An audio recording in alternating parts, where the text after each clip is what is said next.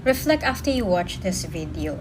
Holiday season na, and yes, masaya ka. Pero let's be honest, minsan ito din yung pinaka-triggering season for our mental health.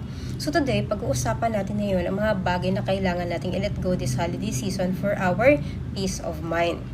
Okay, number 1, let go of the pressure na dapat masaya ka all the time. Kasi una sa lahat, bitawan natin yung idea na kailangan masaya ka palagi kasi holiday. Hindi porket Pasko or New Year, automatic healed ka na. Hindi rin porket may handaan, wala ka nang pinagdadaanan. If you're tired, grieving, heartbroken, or just empty, valid ka. Hindi ka KJ, hindi ka ungrateful, you're just human.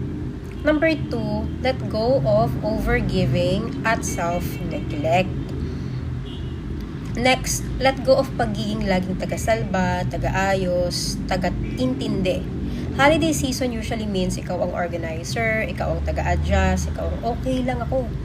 Pero ang tanong, kamusta ka naman? Hindi mo kailangang ubusin ang sarili mo para lang masabi mong mabuti kang tao, mabuti kang anak, mabuti kang kapatid, mabuti kang kaibigan, kapitbahay, whatever. Self-care is not selfish. Boundaries are love too.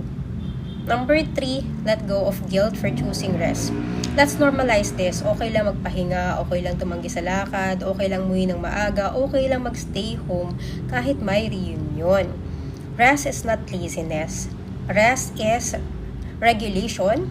Rest is survival. Hindi mo kailangan ma-burn out para ma-deserve ang pagpapahinga. Number 4, let go of comparison. Lalo na sa social media, isa pa, bitawan natin yung pag-compare ng buhay natin sa iba. Yung habang nag-scroll ka, parang lahat, wow, complete family, may travel, may bagong sasakyan, may best year ever. Pero tandaan, highlight reel lang yan. Hindi mo makikita yung breakdown bago yung picture. Your pace is okay, not phase is one, but the phasing of your life, your season is valid.